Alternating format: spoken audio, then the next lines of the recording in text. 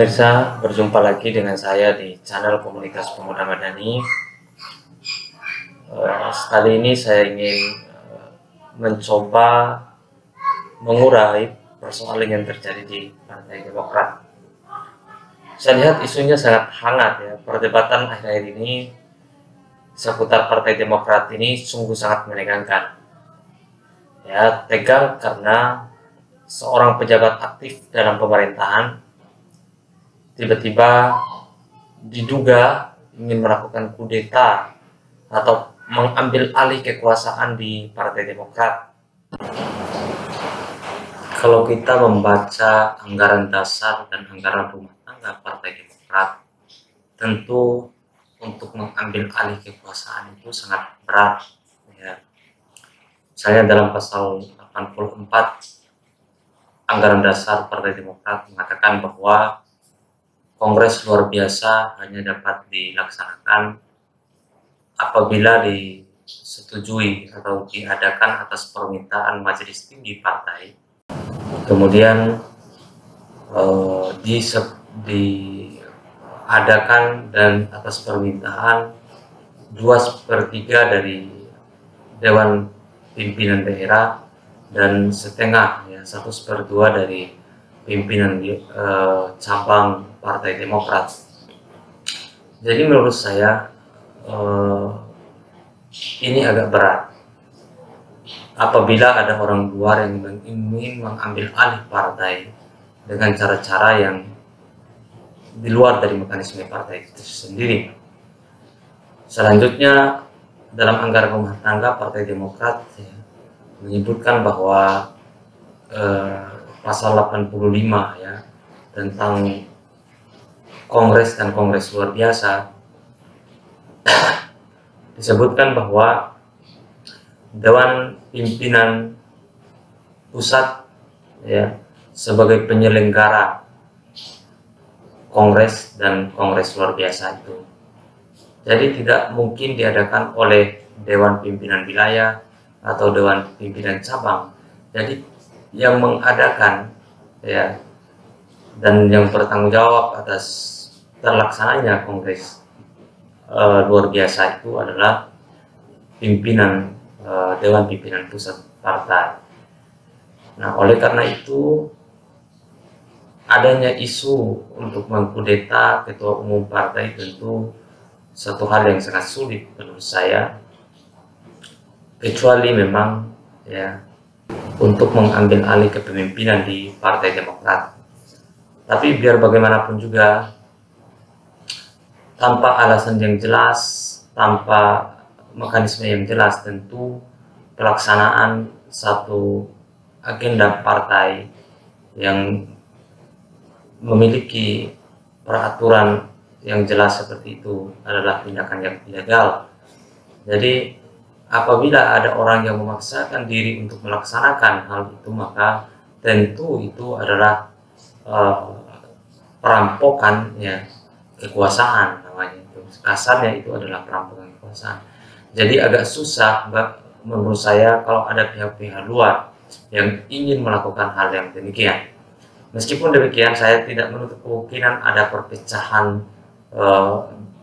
terjadinya perpecahan dalam tubuh Partai Demokrat akibat ada isu ini. Sebab ya beberapa orang-orang yang pernah menjadi petinggi partai ya merasa keberatan atas kepemimpinan Agus Harimurti Yudhoyono yang dianggap adalah cara SBY untuk melanggengkan kekuasaan dinasti di dalam partai itu sendiri.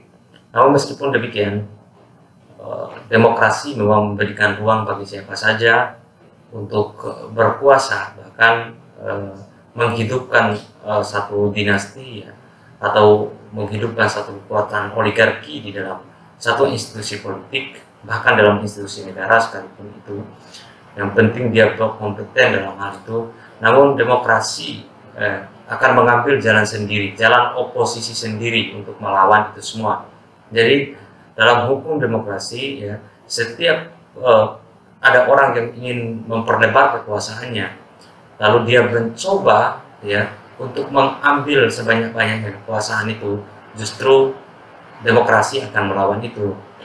Maka ada kebijaksanaan dari kata-kata itu. Semakin banyak yang kau ambil, semakin sedikit yang kau dapat. Artinya semakin besar keinginan untuk mengambil alih kekuasaan, maka semakin kecil ya kemungkinan kekuasaan itu akan panjang gitu. Dia akan cepat runtuh karena rapuh ya, dari baik rapuh karena sistem kaderisasi yang tidak jalan barangkali, atau karena rapuh akibat banyak pihak yang merasa kecewa akibat langkah-langkah tersebut. Oleh karena itu persoalan yang tidak seserius, tidak sesederhana yang kita pikirkan. Namun yang perlu saya ingatkan ya, bagi politisi bahwa oligarki politik, oligarki di dalam partai politik atau dinasti di dalam partai politik itu ya, cenderung memperlemah institusi politik. Dia bahkan akibat lemah sistem kaderisasi tadi itu, dia bahkan bisa mendatangkan orang luar untuk masuk ke dalam, dan itulah yang akan menjadi awal mula erosi demokrasi, baik itu demokrasi di dalam partai politik maupun demokrasi dalam berbangsa dan bernegara. Nah, saya kira Demokrat ya harus belajar dari pengalaman-pengalaman partai sebelumnya yang telah banyak ya dipecah dari dalam, yang kemudian tidak berdaya menghadapi beberapa gelombang perpecahan itu. Akhirnya mereka harus menjinak dan mencari suasana. Ini sering tadi kita lihat seperti yang terjadi pada Partai Golongan Karya atau Partai Golkar, seperti yang terjadi pada Partai Persatuan Pembangunan, ya itu semua ya adalah salah satu hal yang baru ya dalam perpolitikan Indonesia, memecah partai dari dalam. Namun beda dengan Demokrat ini. Demokrat ini tidak dari dalam, tapi orang-orang yang pernah menjadi tokoh-tokoh di Demokrat ya, yang sudah tidak aktif, yang sudah keluar dari Demokrat ya, tiba-tiba mengadakan satu pertemuan yang oleh orang Demokrat dianggap sebagai pertemuan untuk, dalam tanda kutip, untuk merencanakan makar terhadap pemimpinan Agus Harimurti Yudhoyono. Ini satu hal yang agak mencengangkan karena partai punya anggaran dasar, punya struktur organisasi yang jelas, struktur keanggotaan yang jelas, kemudian punya metode kaderisasi yang jelas. Tiba-tiba ada orang luar yang diisukan ingin mengambil alih Partai Demokrat. Saya kira sangat tidak masuk akal ini ya. Tetapi di dalam melihat situasi-situasi yang pernah dialami oleh partai-partai politik sebelumnya, ya kita juga bisa mengatakan ini memang bahaya gitu. Demokrat memang harus hati-hati ya, dengan langkah-langkah yang diambil oleh Pak Muldoko ini. Kalau memang itu benar ya, saya masih dalam tanda kutip, kalau memang itu benar adanya, mengumpulkan orang-orang Demokrat ya, para pimpinan-pimpinan partai ya, di tingkat daerah, cabang dan lain sebagainya, untuk satu keperluan yang sangat jelas sekali menurut pimpinan-pimpinan Partai Demokrat sekarang, yaitu mengambil alih kekuasaan di Partai Demokrat.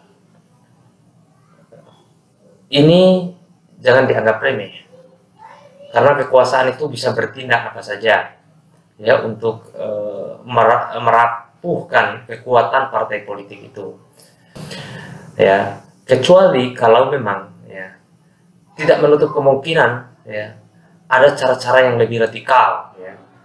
Saya menggunakan kata yang mungkin agak kasar ya, yaitu perampokan kekuasaan partai. Bisa, kekuasaan bisa mengeluarkan cara-cara itu ya, kalau memang kekuasaan ya ingin mengendalikan semua partai politik yang ada di parlemen, maka caranya adalah pertama memecah dari dalam tadi supaya kelihatan rapuh. Setelah merasa rapuh, dia akan berkoalisi itu yang meminta perlindungan, masing-masing orang meminta perlindungan kekuasaan, mencari suaka kekuasaan. Tetapi kalau misalnya yang terjadi justru adalah Demokrat tetap teguh ya berpendirian, tidak terlalu berpihak kepada kekuasaan, kemudian ingin diambil secara paksa, tentu itu tindakan ilegal. Nah, kita harus melihat apakah hukum itu adil atau tidak untuk hal-hal seperti ini. Nah, jangan anggap remeh ya, karena politik itu melampaui hukum sekarang. Karena itu kami sebagai masyarakat gitu mengharapkan institusi politik, partai politik itu kuat, ya, kemudian menjadi pengawas ya, kekuasaan di parlemen ya, melalui wakil-wakil rakyat di parlemen yang diusung oleh partai politik, kemudian menjadi bagian dari penyambung di rakyat itu sendiri.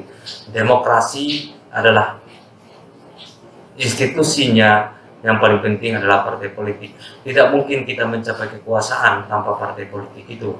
Maka dengan adanya polemik-polemik yang demikian ini, saya berharap partai-partai politik makin berbenah ya, semakin solid dan makin